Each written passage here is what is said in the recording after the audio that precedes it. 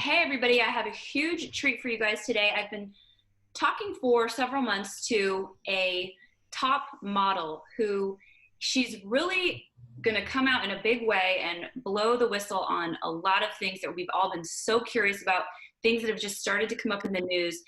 And I just want to introduce you guys all to Anna. This is Ana Lucia Alves. Yes, Ana Lucia Alves. Hello, everybody. Nice to be here. Thank you. Yeah, no, thanks so much for all the information that you've been giving me.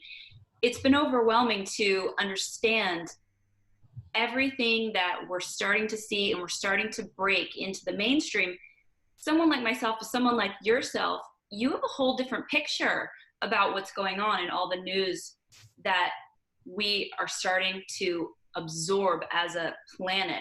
Can you tell everybody a little bit about your career? Yes, so making a long story short, what happened is in the very late 80s, I found myself in Paris and it was beautiful.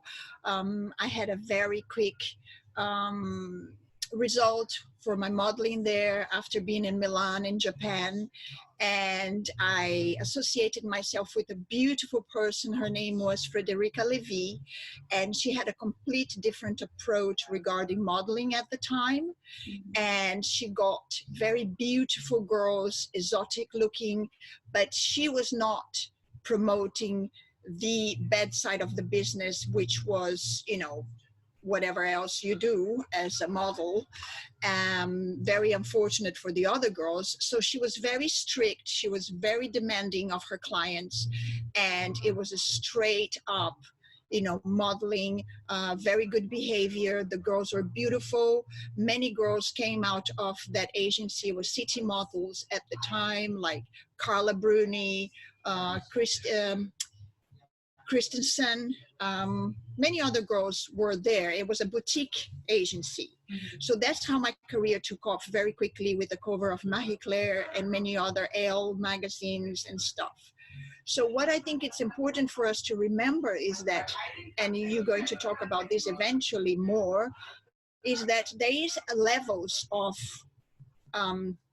the steps that you take to become, at the time it was a mega model. It was top model, and then you were like a celebrity. It was the beginning of modeling being a celebrity.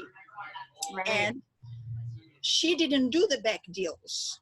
She was very strict. So she got her girls at one level, doing all the beautiful shows and all the covers. But then when you have Vogue, when you get Condé Nast involved, it's another level.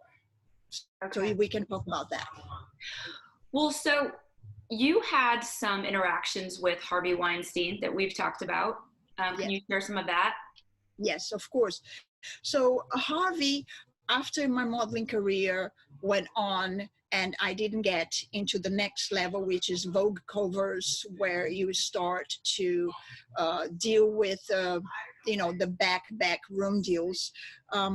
I quit the modeling and I went into acting and theater and making movies, documentary movies, which I'm doing now, movies and feature films I'm working on now. So when I opened at 28, I opened my production company in Ireland, in Dublin, because it was tax-free. It was a very intelligent move. And so I started going to Cannes. So the first year I went to Cannes, I was already mother of my boy, and I was 28.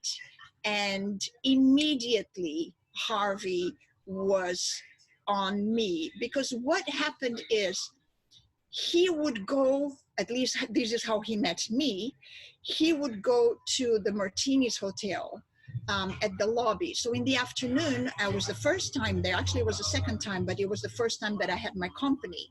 And so I was looking for events, and, as a professional, you go to the lobby and they have all these little cards and all these little things, and there's posters everywhere. And I'm there just doing my scouting. I am scouting. But he had a guy with him doing his scouting. So what he did, the guy tapped me on the back and said, oh, hello, I'm this and such. And then he introduced me to this man. And I have no idea, because I don't know who Harvey is.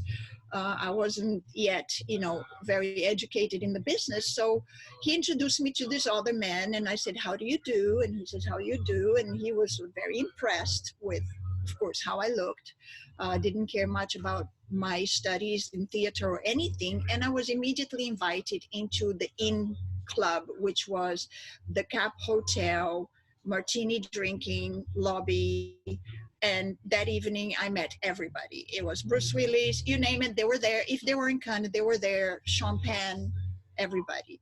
Before that, during my modeling career, I did work with Johnny Depp and quite other few big names as I was coming up. But as I said, there is a gate you go through eventually. After you do top model to become a celebrity, there is another group of people you have to meet. Mm. So this inner sanctum that you then found yourself in, is this fair to say? So we hear about these film festivals and we hear about the things that go on there. Is it fair to say there's a lot of, it's not just all about the movies, right? It's about a whole different sort of system? Yes, I would agree with you on that, being that once you are in the VIP, Mm-hmm. which is where I found myself very quickly. It was the first evening I was there. I just took a cab and I am at the Cap Hotel, this beautiful hotel, and I'm having, I don't drink alcohol, but I could have been drinking martinis with, Bruce Willis and whoever was there. Everybody was there. It was kind of insane because I have met already. So it wasn't that I was like starstruck. I had met many of these people, Bono, etc. But when you have a room that 90% of them are huge movie stars or producers or huge people in the business, you kind of say, wow, that's that. And it was quite interesting because I'm not impressed. I was just being myself and I did whatever I do, which I don't drink, and then I kind of said hello here and there. And then I saw Harvey. So Harvey recognized me and we had a little chat. And then I told him about my company and I told him about my first movie that I wanted to produce. And he nodded his head and he said, of course, yes, here's my card. And he introduced me to his assistant from Britain. I believe she came out with a big stuff regarding him. Blonde, beautiful blonde young girl. She was probably in her 20s for sure. And so you have this other vibe. It's like, it's who you know, not only who you know, it is, you have a feeling. My first impression was, this is a new club. It's like a club. And whatever you do, regarding these people is where you're going to get the deals done. It's no longer an office business with lawyers. It's what may be extra you're going to do.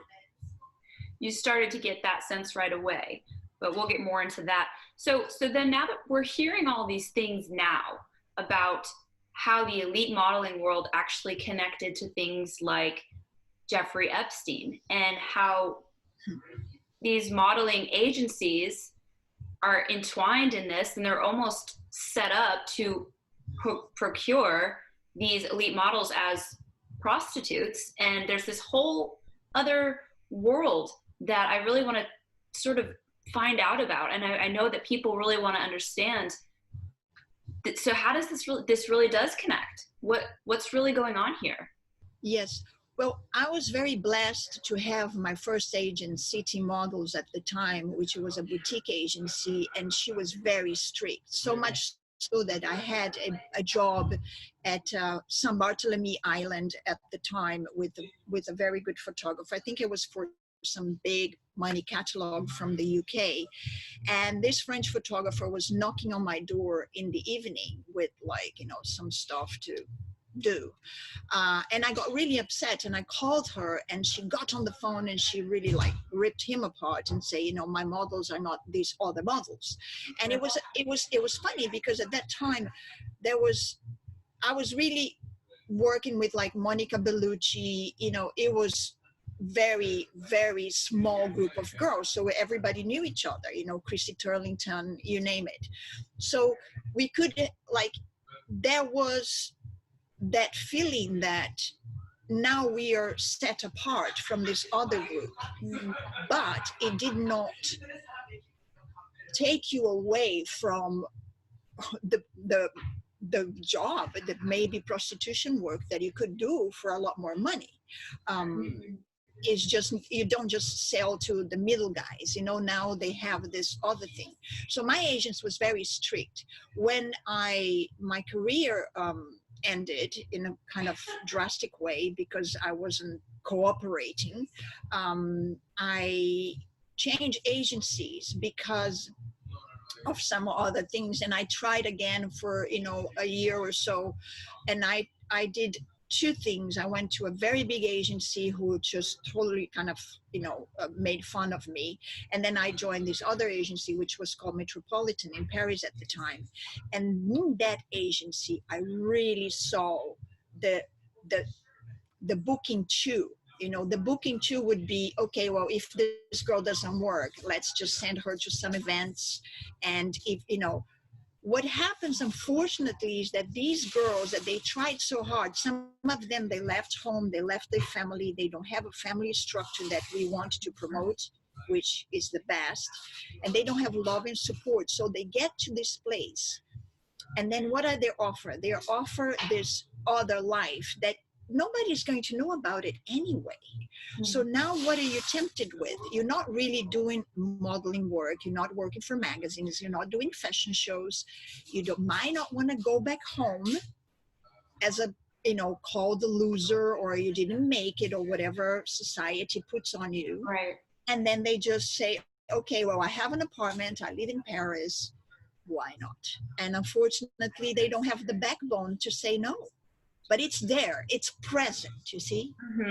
So it makes sense to you that all of these worlds connect, and this makes perfect sense to you that you've got people involved in what we would think is, sure, you know, Jeffrey Epstein was supposed to be this high finance guy. He's dealing with MIT, he's dealing with Harvard, he's dealing with Bill Gates, and yet at the same time, he's mixed up with all these modeling agencies. He's running child trafficking. Like, this all makes sense to you because you've seen this part of the world and how it works. Yes, it does, because it's very quickly to understand.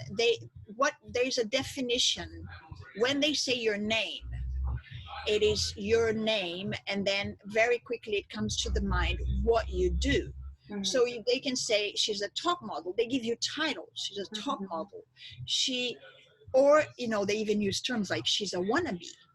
You know what I mean? The wannabe, I believe today, looking back, that the wannabe is like whatever else. And anything. Okay. Yeah. Go ahead. Well, so let's talk, because you and I have talked a lot about the concept of handlers. And the concept of handlers is something, again, the mass consciousness is just, we've all thought we have these celebrities and we have these people in our society whose names we know, you know, and Kanye tweeted a year ago, no more handlers, I'm free. Like, but what is your experience with this, and what are these handlers, and is this real? Yes, I can guarantee that they are real because I had one. I believe now, because it takes some time for you to understand what they are and how they infiltrate in your life. I had two of them. One came in and out of my life very quickly, and the second one, who is a pedophile, he is being looked after. The police is looking for him. He's not found yet. I don't know, because, you know, the police, we never know what they're up to, but I grew up in Brazil, so we don't know. But so this is a very solid business. This is multi-billion-dollar business a year. It's not a joke. So being a handler. Yes, because what happens is this: when you have youngsters who are making, and I know a girl now, daughter of a friend, who is making, I mean, she's probably making $200 million a year, and she's in her early 20s. She's in the music industry, and she's got two persons that, you know, one is the agent, one is the manager. And if those two cannot handle you properly, they will send you a third person. So they want to invest your money. They want, the moment I start making big money, it was like, oh, here's where you're going to put it. You're going to do this and that and the other. And then I was not handled. I was not a person that could be handled because I very big, strong background of independence and entrepreneurial family. So it was like, no, I'll decide what I do with my money. So what they do is that they send a friend. So these people, they use a psychology and they use many other techniques to get into your life. They get into your life very quickly and they become all of a sudden your best friend. Happens is that the moment they become your best friend, and one of them was a roommate of mine, is that they start parting you with your family and with your best friends. So very quickly, the intrigue and the manipulation goes to such a deep level where you are actually alone. If you are alone and nobody is your friend anymore and you have only this person to rely on, that's when they really got a grip on you, and then they are your best friend, your confidant, your investor, and they will just, some of them, use drugs. Well, And these are all MK Ultra techniques. These are all techniques that are used in mind control and in cults.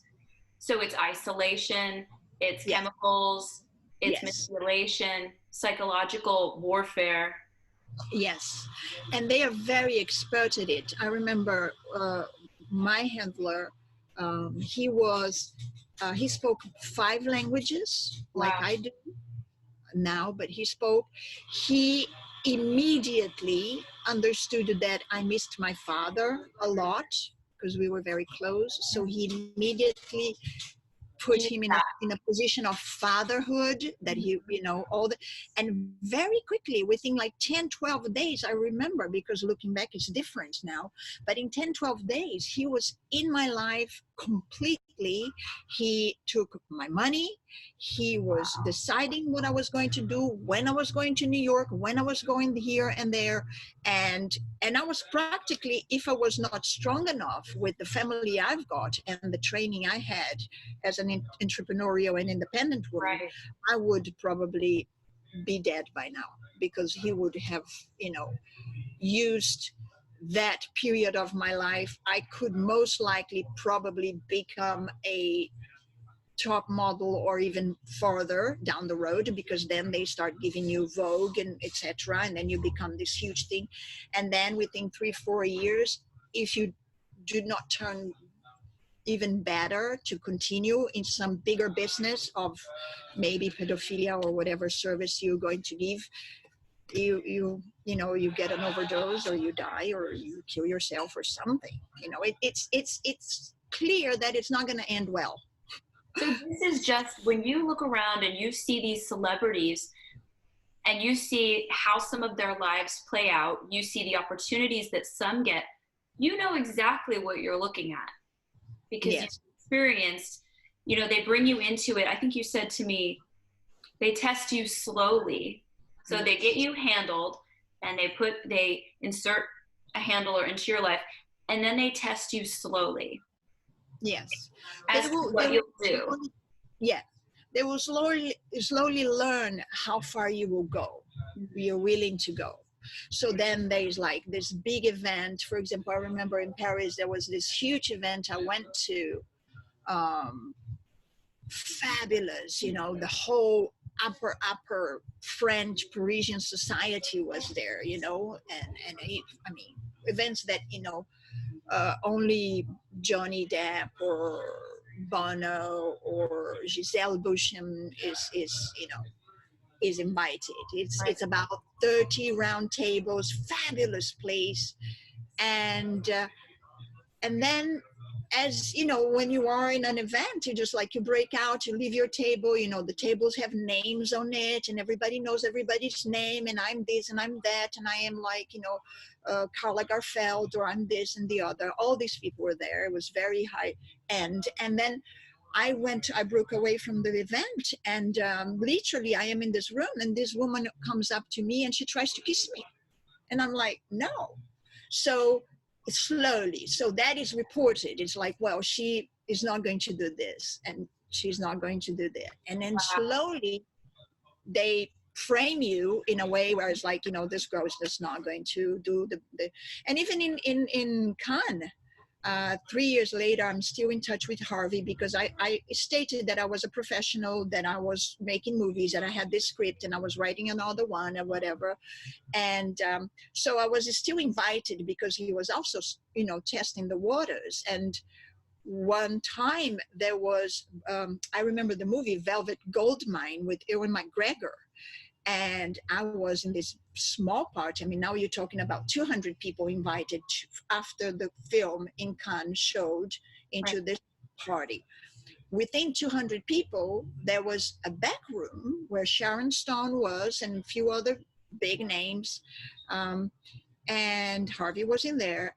And there was 2 huge bodyguards, and there's no way I would get in there. And I was just curious, I'm like 28. I'm like, oh, what's Right. going on, But no, there was no way I was getting into that room.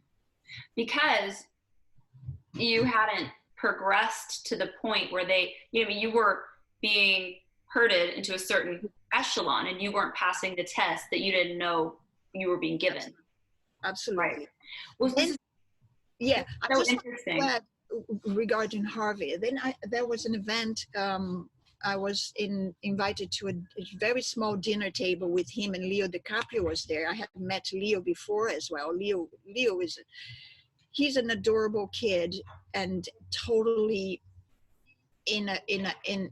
groomed. Unfortunately, he's a good guy, but he's groomed. I don't think he can even see what he's doing. But Leo was trying to say, "Let's get out of here." And we were on this table with Harvey and but they. I just want to clarify, not in a sexual way. He wasn't saying, "Let's get out of here." It was No, not at all. It was kind of like a kid. I was already a mother. I was married, so I was really there for business. It was like an early dinner at like Le Coste Hotel. If you know Paris, it's like the shishi thing. So I'm there, and I went because I was invited, and I thought, yeah, this is an opportunity. I'll see Harvey again and stuff. Right. So Harvey comes late with a actress that had been big before. So he walks in with her. I don't have to say much more about that, but he walks in with her, and Leo is sitting there, and we are all waiting for him to have dinner. So he doesn't, we don't order dinner. Within 20 minutes, I see nobody's asking for a menu. I'm going to leave. And I say, oh, bye, Leo, gotta go, whatever, it's getting late. And then he's like, oh, but I thought we would, let's go, somewhere. Or it was almost like he was like, please take me with you. I want out of the situation. It's a very oppressive vibe, it's a very controlling and oppressive place to be, where you have no wiggle, and they're going to make you, do whatever they want you to do. You're not free. So these people, just use him as an example, you have to assume, because you know this system, that they are isolated and they are handled and they are groomed and they are being controlled. So when we see them doing social and political things, it's not like these are just their own thoughts or their own ideas to do these things. That's ridiculous. If we were to even think that, that's absolutely ridiculous. They don't have that power, right? No, they don't. They don't. And if they do, if they wish to do something that they really truly believe in, they are not going to be allowed. I'll tell you why. Leo, I met him many, many times, and I even had his latest email, and I communicated with him regarding a movie. I want to do a documentary about the Amazon.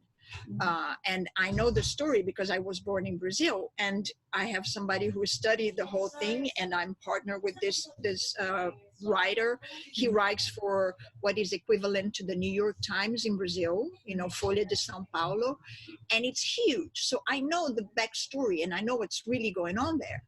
And Leo has no understanding, although he is preaching, oh, let's save the earth and this and the other. When we look in the carbon tax and everything that is going on, it's like, please, give me a break. I'm not that stupid. I'm not stupid at all, but it's like, anybody who is like kind of a little bit in the shade yet, like trying to discover what's going on, it's very clear. Leo has no clue. What happens to Leo is that they are giving, what I believe, not only Leo, but most of them, they're giving a quota kind of thing. It's like, this is what you're going to do as a charity thing. Right. And if Naomi Campbell, and you can mention anybody, De Niro, you name it, they all have this thing that they have to participate in to promote what has been given to them to promote, including George Clooney and all this. It's not true, because if you study what is actually going on in geopolitics and in the Amazon, it's nothing like what they are saying. And you just have to know for yourself. And these people don't know, I mean, they're virtually puppets. So they're puppets of another agenda, an invisible hand of power that we don't see. They're puppets of that. Yes. And they might even believe what is said sometimes, to see, even in the case of Leo, they might even believe, because, he's representing the UN. And you see, like the Wizard of Oz, if you don't pull the curtain, you think you're doing the right thing. So I have a lot of compassion for these people, because they really believe that something is wrong with the planet, and it's like, we're going to die. This Greta girl is like, it's insane what they're doing to her. You look in her eyes, it's like she's fully drugged, and it's so sad that they go that far. It's Bernays, it's propaganda. It has been studied and propagated for centuries. These people, it's not a joke. It's serious business. It's millions of dollars. And when they don't find a way to make money easily just by selling products, like we would hope, they will find some scam. And that's what they do. And this is also about social and political control, ultimately. Absolutely. Right. This is so explosive. And honestly, this interview is so informative for people. People are going to need to watch this interview like multiple times, because you're actually saying so much.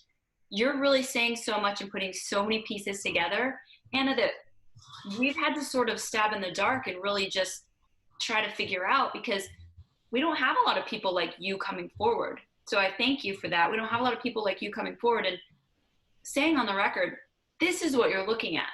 This is what this actually is, because we're being so intentionally misled and confused. So I just want to thank you for that. I want to get into, really honestly, we're all sort of trying to put things on the record, right, for the collective, so that we can all understand, what is this illusion that we've been living under? What is this? What are these celebrities? Why are they all a bunch of mockingbirds? What's happening? It's not what we've been told, right? And we have that figured out, but we need these pieces. And that's what you're doing today. And I really appreciate that. And I applaud you.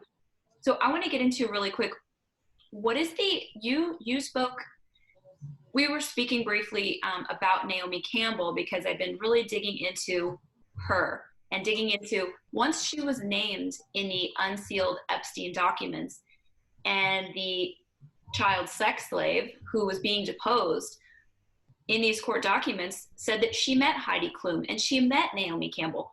And there are pictures of all of this that we're now getting. And I called you and I asked you about Naomi Campbell and what your thoughts were on that. And we started talking about what she might really be. And then you told me about an offer that you had received. And I found this to be, again, like such an important part for the record, because we don't know. And no one like you is going to come out and tell us, for fear of losing their place, which you're ready to just build something new. And we'll talk about that in a minute. So what is this offer that you received that might shed some light on these people like Heidi Klum and Naomi Campbell? Sure. You see, when you are in a group of people and you have reached a place where you have fame, some fame, very easily you are dealing with politicians. Are you mentioning the politician thing that happened in Paris? Yes. Yeah. So you were, you come out and you have a standard life. So I got married. I had a child at the time. I started my production company. I was a professional, very doing great. I was doing great, and but then my marriage collapsed, and I found myself into like, okay, now I have to, start over. So I continue seeing the same friends, and then now I got a boyfriend, a different person. And this friend of mine, I was dating him. He took me to this party, and I met this very high placed politician in Paris. I think he was like a governor or something. I don't know the name in French now, but something very high, like a governor or something like that, or House of Lords or whatever.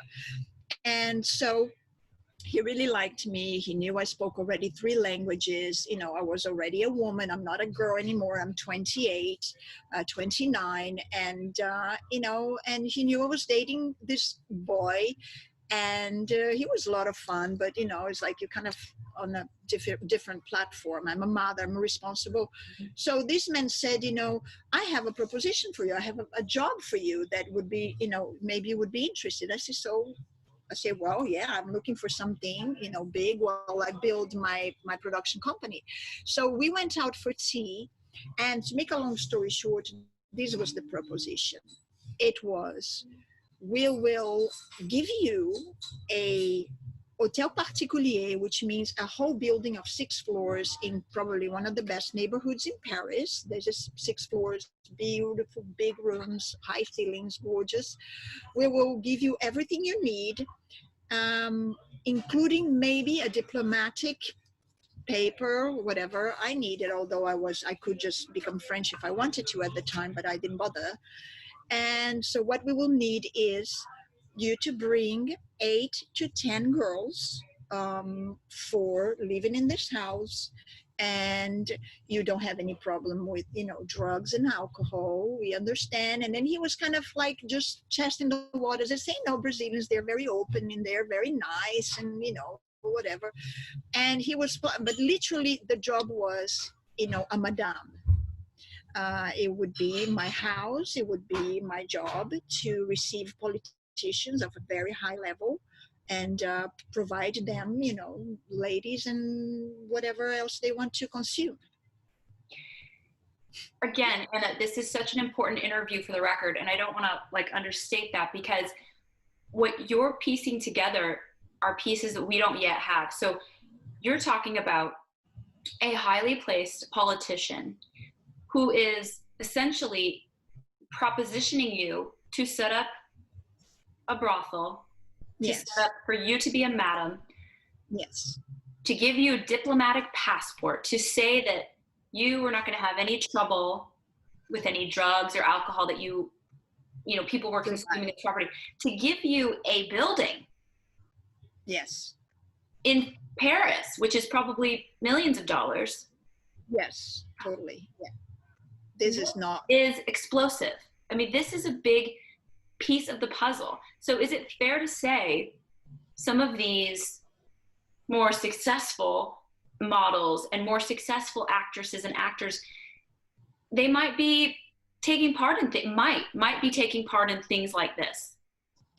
I wouldn't pass it by. I think what is important to clarify is that like you putting together a puzzle, there's always these pieces, meaning that because I said no to that, the next proposition was, because you're navigating in a different platform, the next proposition was marry an Italian son of a mafiosi. You were talking about Ferraris and big Lake Como houses and all that. It's like, no worries about it. They are very clear. It's not like, they're not joking. They don't have time to waste. It is like, do you want this or not? He never saw me again. I had no interest myself. I said, no, thank you very much, to both things. But when you're navigating in that platform, they will come to you openly. It's not like they're shy about it. This is a job. It's a business. It's like saying to you, I have a printing press and I would like it to print books, and there's the machines, and you print the books. It's that simple. It's not, it's not like a convoluted idea. They're very open. They're not afraid. Most of the time, I guess, they have the police with them, or either with them or just looking the other way. You don't do this business without some consent. You see what I mean? And they're very open. They're very straightforward. It's not. You mentioned, just for an example, this a lake house in Lake Como or whatever. We see the rich and influential having these perks, having all of this, this kind of life that's to be envied. Is it fair to say there might be a little more to it? They might have passed all of these markers and echelons? Yes. So there are two things for me that I understand when you are very talented. I don't want to disrespect anybody, even the ones that get the perks and do the job, as the ones I refuse to do. But for example, in my view, Daniel Day-Lewis, there are Philip Seymour Hoffman that I met. He left us, unfortunately. There are such a big talent that Hollywood needs them. So we need to not put everybody in the same pile and like throw the baby with the bathwater. There are a few, so many. I think the majority, honestly, goes through the funneling of handlers and money and perks, and first you get a car, and then you get a house, and then you get a lake house or whatever. I had a lot. I had a chateau, I have a title, but I was married with somebody who had one. And what's funny about it is that even the people in old Europe who still have castles and all that, they're also struggling. These are not like multi-billionaires that can just burn money like Leo does. It's like Leo rents a place to just like burn $200,000. Right. These people, they're not doing that. They're working hard to maintain their property. Mm-hmm. But now we are talking about the second class, I would say, and no offense, but these people that unfortunately corrupted themselves for fame and money. And these are the ones that I believe suffer a lot, because they are neither there nor here, meaning they are not really that talented that the talent would do it alone, like Daniel Day-Lewis. Daniel Day-Lewis can say no to Spielberg, okay, and Scorsese. He's like, no, just take a hike. But they want him because of his talent. That's the real value. And then you have everybody else who doesn't mean that they're not a good actor, but that become celebrities. Some of them are not even good at all. I'm not going to name any for my taste. They hardly can drop a line properly, but they go through those other channels where they are collaborating, and they will do the job, and they will hold the house, and they will do other things. And I remember when I went to Hollywood in my very early 30s, which was the second time. At 22, I was there, and it was a disaster. And then at 30, I went there after doing theater. My agents, that I finally got some cowboy guy in the Valley, like a small agent, because bigger agencies didn't want to, bother with me. But he even told me, he says, I don't know what to do with you. How do I sell you? You're too sophisticated. And I'm thinking, I'm an actor. I can be like, this and that. It's just, this is me, but when I'm going to play an unsophisticated lady, I will do so. So it is just like, for them, it is almost like Hollywood, the middle ground Hollywood, not the real talented actors, but the other ones being handled, musicians as well. What happens is that they are just pushing this agenda with the product that is being given to them to push forward. Right. And it's just another business, Well, Ana, all of this is so much for people to think about. We're going to have more discussions, because I'm going to be writing an article that you're going to, a lot of this story that you've just told us is going to be included in, because we are just trying, and the pursuit of the truth is the most admirable thing. And so many people on this planet right now are very much in pursuit of the truth. And what you've shared with us today is such a really just an important piece of the story, and it's an important part of the record. So I really thank you for that, for shedding light on that. Where can people find you? Where can people connect with you? What do you want people to know? So what I'm doing, I am working on producing films and very inspiring, very creative and beautiful movies with Yoga Maya Films. And I have a Patreon page as well. So Patreon, Ana Lucia Alves. We are creating movies, and I am now in Mexico, in a very beautiful area of Mexico. And we are creating a media studio here in the Caribbean area. And that's what I want to do. So I'm just wanting to push content. My husband is a writer director. I am producing and acting, and also, doing a charity that I do. I'm creating a platform where we can actually help each other to become better persons. And what I like to really stress is that it's not knowing that these other people are doing bad or doing ugly things. It's not only knowing that is important, it's also knowing that actually in human existence we can all do that. We just chose not to. Right. And a lot of these people need a compassion and love instead of like just they are the wrong ones, or yes, it is wrong. Yeah, we need to have a standard. At the same time, most of these people, they come from trauma based, and actually what they need is help. So I'm doing my chanting yoga as well, which is sound vibrations from ancient India to clear the mind, because where they get you is with the mind. That's why you've got to turn off your TV. No matter what you do, the first step, turn off your TV. Stop hearing what these people are telling you, because it is 99% lies. And that's where you start. You start with turn off the white noise, and then you can focus. You reclaim your mind, and then you are able to work. And I think that's the most important thing we can do now. So brilliant.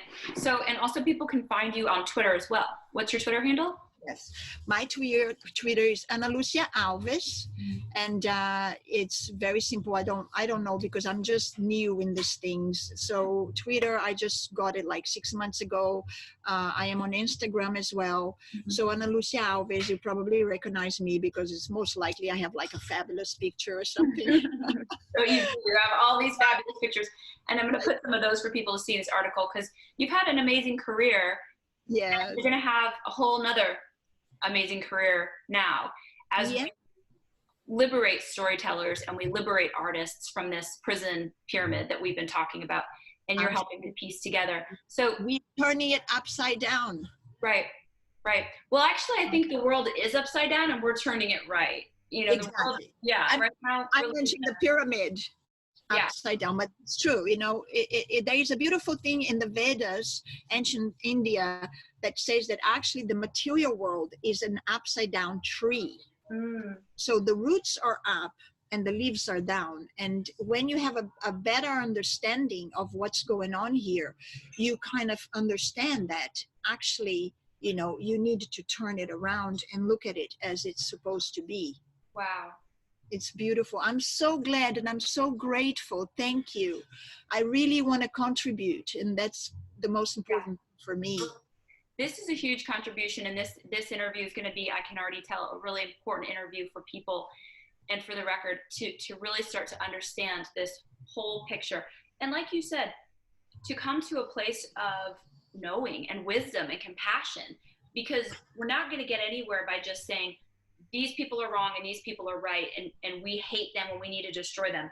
That's in a sense where we've been. We have to understand these people are mind controlled. These people are handled. This is how this all happened. They're victims. There are some perpetrators in all this, but we need to sort it out properly so that we can move forward in a way that is real. And we all have to become real. And part of becoming real is taking a good hard look and saying, these people sold their soul, but would you? You know what I mean? And really kind of, and not only that, it's just about the truth. It's not about condemnation. It's not about judgment. It's actually just about the truth and love. That's the reality. So it's also, if I may add, it's also about understanding the field that you are operating, meaning that we are empowering all generations to actually say no to these things. Right. And to say, okay, this is not something I want to see. Mm-hmm. And you can choose. And that will be, beautiful to have, children in their 15, 16-year-old teenagers saying, no, just don't, I'm not going to do this. I'm not for sale, Yeah. Yes. It's empowering everybody to just say, okay, this is what's happening, but I'm not going to be part of this. Right. And with love and compassion, what you can do is even give hope to the people who are doing that. Because, I have a friend, and you might interview her eventually, who goes and give yoga classes to prisoners. Sometimes they even killed somebody. And when you understand that, they actually repent. And they're like, I was in a situation, it happened, and I wish I hadn't done it. Mm-hmm. So imagine how much love can be broadcast and revealed in this area. So many people, they are enslaved. It's just enslavement, and we can free them. Right. We're getting chimed. I guess it's time for us to cut it off, because we're both have more things to do today. Anna, I'm going to talk to you again, because I know people are going to want to hear more of what you have to say. I thank you, and I thank you so much. And let's talk again very soon. Sure. Please just tell me when you have time, and we will schedule something. Great. All right. Until next time. Thank you. Bye. Bye.